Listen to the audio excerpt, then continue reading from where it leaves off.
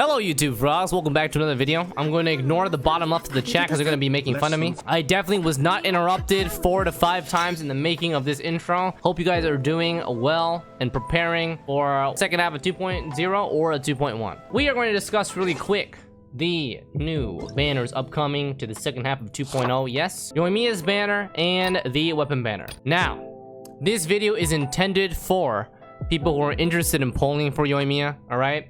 I know a lot of gamers are probably going to skip both her banner and the weapon banner. This video is not for you guys, right? I'm just trying to help out and give insight to those who are actually interested in polling, okay? So, let's begin first with the upcoming character banner, alright? So, we obviously have Yoimiya, and if you are interested in Yoimiya, I wish you the best of luck in polling her. And that's not going to be the topic of discussion because we should talk about the 4 stars. Because in the case of you're pulling on this banner, you're probably looking for maybe this incentive to pull for the 4 stars, alright? So, we have Sayu, the upcoming Anemo support character. As you guys can see, she is a 4-star Anemo Claymore, yes? And she is likely going to be a support healing, right? So her E is Geo Vishap, except in Anemo form, so we get to play as a Geo Vishap for now. Look, she's really cute. Ready? You guys remember when you guys farm rocks in Leah in like this peak? If you guys are farming right here, you guys know that there's a roly-poly that like always interrupts you while you're farming rocks? That is literally, you get a playable version of that in Anemo form, no cap.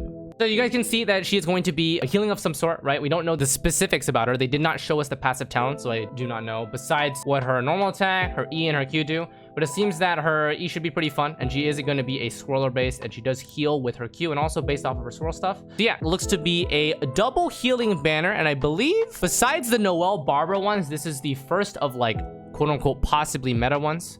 Because we have Diona, Sayu, and Xingyan, right? So before we get into Diona and Xingyan, you guys know that both of these characters are coming to the new one, and that Lily Pichu voices Sayu. So I think there's a lot of interest in praying that you guys maybe grab one Sayu just to support her, right? And getting the voice acting role, right? I see a lot of people doing this, and I really want to say this verbally. I really hope you guys don't try to quote-unquote build pity for a character. There is no such thing. Okay, you can get lucky and then get the 5-star character and fuck up your entire polling wishes. So please don't quote-unquote try to build pity because you're going to regret if it doesn't turn out and there's no way to reverse it. All right, so like if you really don't want Yoimiya, just save your primo gems, please. I don't want you guys to make the mistake of, I just want one Sayu. I'm 65 out of 90 on this banner. I'm just gonna do a 10 pull and boom, you get a 5-star and you're like, shit, I don't want that to be you. Okay, cool. I'll be making both guides. I'll be making a Yoimiya guide and a Sayu guide. It is going to be a very busy week for me though, because Yoimiya guide is first and then Sayu, okay? So besides that, let's quickly touch upon Xingyan's constellations and Diona's constellations. It should be a pretty quick discussion, right? All right, so besides the obvious reasons to pull for Yoimiya and Sayu, which is, you know, to support designs or whether you really like the character or the VAs and stuff, let's go over to gameplay for both Xingyan and Diona, yes? So Xingyan, the constellations for Xingyan all really improve her quote-unquote DPS output, yeah? C6 makes her slightly defense scaling for her charge attacks, which is a bonus. Most people who do use Xingyan though are using her in a main DPS style, and those will obviously go for constellations, right? Support-wise, C2 is really the only quote-unquote strong one for a support sub-DPS Q rotation, right? Because this allows you to avoid building crit rate on her entirely, and you can just build crit damage, right? Because she's 100% crit on her Q. That's basically all there needs to be said about Xingyan for sub-DPS, okay? So let's move on to Diona very briefly, all right? She's kind of a front-loaded constellation character. C4 is a literal meme. Look, read it. Aimed shots, charge time, reduction by 60%. Tell me why this is a meaningful C4. Explain. So C4 is literally just a meme. It's C1, C2, and C6. All right. If you do grab constellations for her, if you do manage to get C1, C2, this increases her shield absorption a little bit and also her co-op capability. And then C1 is just energy after her Q ends, which is always nice, right? For a Q rotation. This basically means that her Q is no longer 80 cost here. It's like 65 cost if you have C1. Okay. That should wrap up the characters mostly. And if you did not manage to get Diona for free, so chat has confirmed me 1.5 was when we received a free Diona, And there are not many quote-unquote healers in the game that are suitable into the end game stages, right? Bennett and Diona are the typical ones that I always recommend for account reviews because they're both staple ones, right? The 5 stars are 5 stars, right? And Jean is not readily applicable to everyone. But besides that, we'll see how Sayu performs, but she seems to be a 4-star healing. So that'll add another one, which means that for this banner, it'll be hopefully 2 meta healers possibly. So this will be the first one with 2 meta healers, both Diona and Sayu. So that's it. So that's the character banner. We have Yoimiya Sayu new. I'll be making my guides. And then Xingyan, if you're doing main DPS, you want constellations. And then Diona is front loaded, C1, C2. That is the character banner. Let's move on to the weapon banner. And I know you guys are like, ugh. I know that's your first response. A lot of people are going to be ignoring because Skyward Blade is probably one of the most notoriously inefficient 5-star weapons in the game right now. It is a very weird weapon. It gives you energy recharge as its secondary stat, but its passive is like oddly damage oriented, which is strange, right? So Skyward Blade is definitely gonna make you guys contemplate a little bit if you want to pull for this. Honestly, for me, I was considering R5ing this bow and I saw Skyward Blade and I literally took a step back and I reevaluated my choices. I don't typically do that, but I actually did this time because listen, there's a reason why I have 7 of these Skyward Blades in my inventory and they're all level 1. And the only one that I have is level 80 here and it's only R1. All right, you guys know the deal with the 5-star weapons, right? With the Skyward Blade. Now, before we move on though, let's quickly go over the new Thundering Pulse weapon, yeah? So, this is the Thundering Pulse weapon. It is a very big stat stick, and I know you guys are curious. How does this compare to Skyward Harp, Almost Bow, and maybe other 4-star options, right? So we have the Thundering Pulse Bow, which is a 47 base attack at level 1, which means 608 at level 90, right? Gives crit damage, like the Staff of Homa. Also increases attack by 20%. This passive is reminiscent of the Kill of Favonia's random attack percent, right?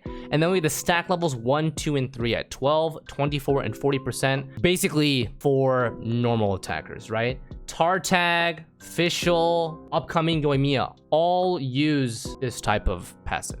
Okay, this passive is definitely for normal attackers only. I believe those are the 3 that are the main ones to talk about, but I want to give you guys a little bit of insight, right? This is a very heavy stat stick bow, but I'm not sure if like sacrificing Skyward Blades is going to be worth it, right? Because we not only get Staff of Homa's 66 crit damage, massive stat stick here, we also get a Kill of Favonia's 20% attack, which is generally about 8 to 10% damage boost, right? And we get the 3rd category, right? So this is a bow that gives us all 3 categories of damage: attack percent, crit damage, and additional damage bonus, which is normal, charge, plunging, and then all of the elemental: pyro, hydro, electro, cryo, etc. Now the question is, this weapon in comparison to the existing ones that we have, are they worth it? I believe for the 5 stars we only have these 2 besides the elegy, so I'm only going to touch upon the Almost Bow and the Skyward Harp, right? So in their R1 form, Almost Bow is the same base attack. If I recall correctly, it's also 608, right? It has, I think, about 50% at level 90, right? So it is 608 base attack. It is on 50% attack. We see this, right? And you guys see that basically this is like a permanent 1 stack. 12% normal charge damage. You get 12% normal attack damage here for Thundering Pulse. The attack percent is kind of offset by the Almost Bow. So the Almost Bow here gains a little bit from distance. If you're using Fischl or you're using Yoimiya, you're gonna get a little bit of a bonus from the additional passive here, right? Tartag does not really get much of this passive. So for Yoimiya and Fischl, this bow is totally fine. Almost Bow is totally fine. It'll probably be very minorly weaker than the Thundering Pulse. For Tartag, the Thundering Pulse is definitely going to be probably 10-15% stronger, but for normal range attackers, it's not going to be that much beneficial, right? Because the Almost Bow is a pretty heavy stat stick. You are losing 66 crit damage though, so it's a little harder to build. Keep that in mind, right? But 50% attack versus 20% attack, and the normal charge, and then the range bonus, right? So Tartag is going to be a solid 20 to 25% damage boost, because you gain the 66 crit damage, you lose 30% attack, but you maintain the same normal attack damage. That's for Tartag.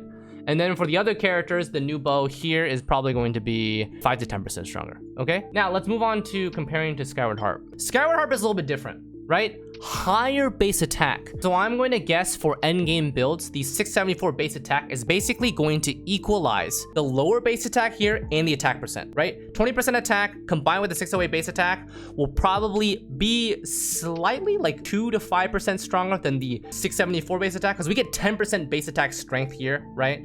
Which basically offsets it. We get also 20 crit rate and 20 crit damage at R1. I need to show R1 because it's more important, right? So 20 crit rate, 20 crit damage. 20 crit rate is equivalent to about 40 crit damage, right? In any sort of crit rate, crit damage roll, you guys are always seeing those as a 1-to-2 ratio. So you can see that the crit damage passive here is basically equalized here. So this Thundering Pulse Bow gets only a bonus off of the normal attack damage. Just this 12, 24, 40%, okay? So Thundering Pulse to Skyward Harp between 6 to 20%, depending on the stack level that you have, okay? With all this being said, I think that, not gonna lie, chat, miHoYo added this 20% attack to make it stronger than the other weapons. If this 20% attack was not here and they only did the crit damage here and the normal attack, this would be weaker than our current choices, right? So they did it like in Aquila Favonia, additional plop, let's slap this in here because it's quote unquote slightly stronger. That's what I think. If you guys are looking for viability, you guys can see that the 5s are generally close. The difference is mostly for Tartag, right? This weapon is definitely huge for Tartag. It's going to provide the biggest damage bonus to him. And then for the other range attacker, it's going to be slightly weaker. This is definitely Tartag's best in slot now. For the 4-star options that we have, Viridescent Hunt, Rust, and Hamayumi. Oh, and Blackcliff, I guess. Well, I think that this weapon only competes with Rust R5. If we're comparing the 4-star capability, I think this bow is significantly stronger than all of the F2P and budget bow options that we have. R5 Rust is lacking immensely in the base attack department, but the passive does increase its damage by, you know, a significant amount. I think it still loses by quite a bit. So yeah. The only problem with this bow is that there's like no other weapon on this banner that you really go for. That's the problem, right? When I first saw this banner, you know what I really coined it though? Like, I'm talking for F2P budget style. This is literally a sacrificial sword banner and like 7 landmines. You don't want anything except for sacrificial sword here. So you're just like, you are... Good luck. That's all I'm gonna say, man. Because like sacrificial sword is so useful, especially if you have Xingqiu and maybe even Kazuha, right? But like, we've had Dragon's Bane rate up like 4 times now. Favonius Bow has also been rated up like 4 times now. I don't even know why Rain Slasher is a weapon. Please God, change the Elemental Mastery into something else. The passive is good, but Elemental Mastery is like, why? Like, the Hydro Electro is fine, because like Beidou can use it. But like, why EM? Why can't you just make it attack percent? Make it like generally viable. Holy shit. Anyways, Sacrificial Fragments is a Sucrose, right? Favonius is generally good usage. Dragon's Bane is a Hu Tao Xiangling weapon. Sacrificial Sword will be the 4-star if you're aiming for it. Sacrificial Sword is so good, it's kind of unique in a sense. No other weapon can do what Sacrificial Sword does in the sense that resetting the cooldown for your E, which is really, really good for certain sword users. So I think that mostly wraps it up. If you guys want TLDR, I believe the character banner, it's a double healer banner. Sayu Diana, double healer. Xingyan is kind of an oddball here. And then Yoimiya, obviously, if you're going for Yoimiya, right? Because this is her first straight-up banner. And then the weapon banner is just dodge Skyward Blade forehead or pray that you hit Sacrificial Sword if you're going for that weapon. And then if you're wailing, you're obviously going to try to do the Fate Epitome for this one, yeah. Okay, so I think that's it. I don't think I need to explain much more on this. Favonius Bow, I don't think you guys need to roll for it because you do get 1 for free from the story quest, right? Dragon's Bane has been rated up a lot, and there's other pole arms that are suitable in other situations. Sacrificial Fragments and Rain Slash are niche weapons. Okay, I think we finally covered everything, yes? I have honestly not even decided how many constellations or how many refinements of the bow that I'm using because my chat's gonna Papega credit me, but like...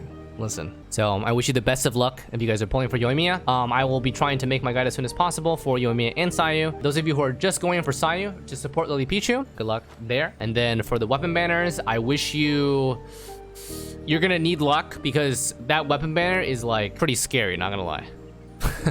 For those of you who reached the end of this video and are not pulling on either banner, thanks for watching. I don't know why you're watching, but thank you. I like you a lot. Appreciate you watching.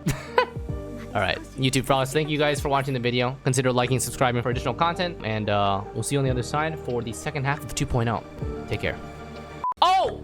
Those of you who do have some extra free time and want to join the bottom left of my chat, we do some of these live on stream, twitch.tv/Xlice. Maybe see you there.